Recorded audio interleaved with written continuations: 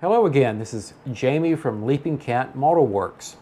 You know, it's been a while since the last update I did, but I've got some things to share, some progress behind the scenes, and a few thoughts about staying focused in the model train hobby. So stay tuned.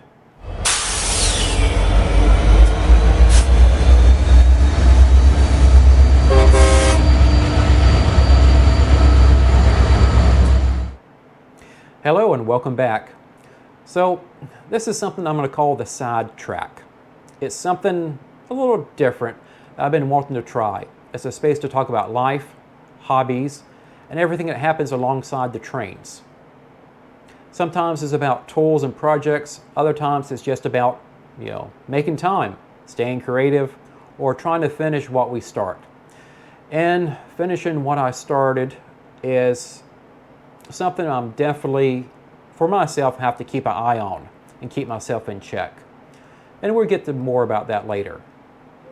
But if you're into model railroading or just like building things with heart and attention, you're in the right place, because at the end of the day, the best part of any hobby is the people we share it with. So let's get into it. It's been a little while since my last video. I was thinking, well, it's only been 1 month. Oh, wait a minute, maybe it's been 2 months. It's funny, kind of like how time flies. And to be frank, it's been a little bit more than a month. That makes me feel a little bit better. The last video was posted on March 7th, and now it's April 14th. And I have to say, what a month it has been. Not so much track laid or models built, but plenty of groundwork, literally. Sometimes progress on the layout comes from unexpected places. The focus for me has been, well, house projects. We've been here in Beaufort, North Carolina for almost 3 years now, and when we moved in, it was a little chaotic. We had limited time to get the house ready for move-in, and we spent that time getting the living areas downstairs ready for us. That meant painting and installing new flooring. And yes, I'm a glutton for punishment, and I did the floors myself. It's not the first time either, and probably not the last time.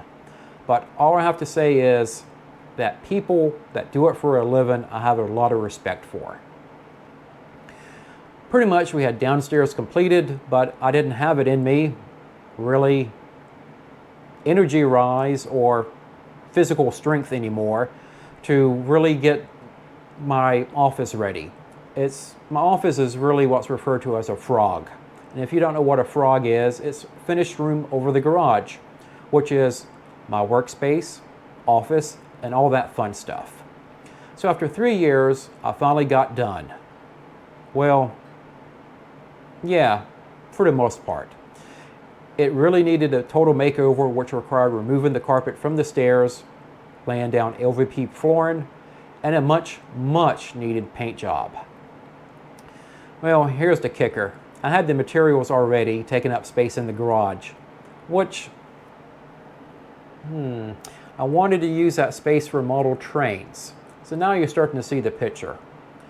However, my wife thinks she's going to use that space to park her car. But as we all know, in the South, the garage is not used to park your car. It's a whatever space. Well, my new workspace is done, somewhat, and after much effort, it feels a lot better. It makes all the difference to me to have a dedicated space to spread out, work, tinker, and, to dream a little. Which leads me into the topic of this post, which is staying focused in the model train hobby. Me, I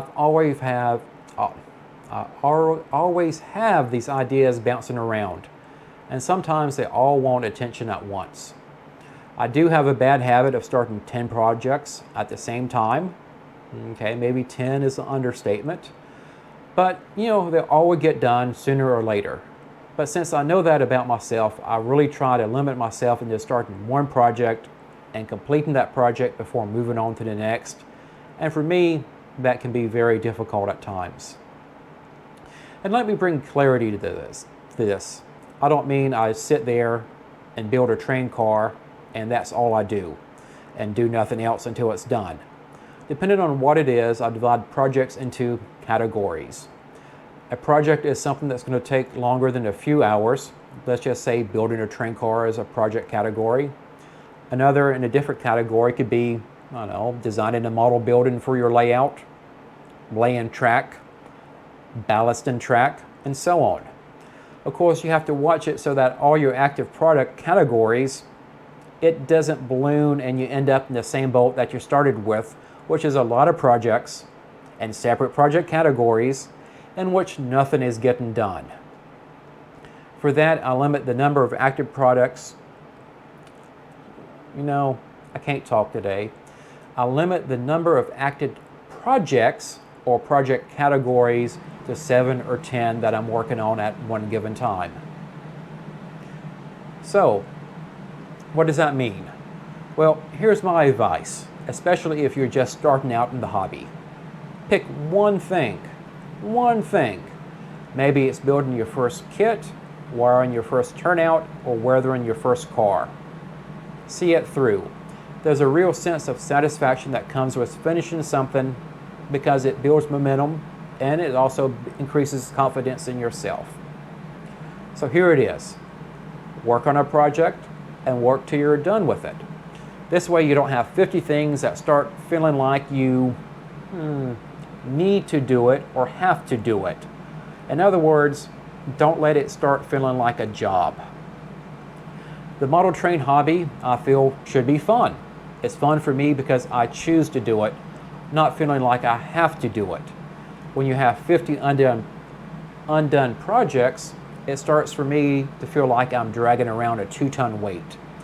I have the feeling of I need to, I should, I have to, instead of the feeling of, oh, I want to, I get to. Well, now that my workspace is ready, it's full steam ahead. I've got a few things lined up, some new lighting ideas, possibly a kit or two, and of course, more videos. So if you've been following along, stay tuned. There's more to come, and if you're working on something, I'd love to hear what's on your workbench. And how about this? Let's keep in touch. Subscribe to this channel or visit my website and subscribe to my newsletter. And until next time, happy rails to you.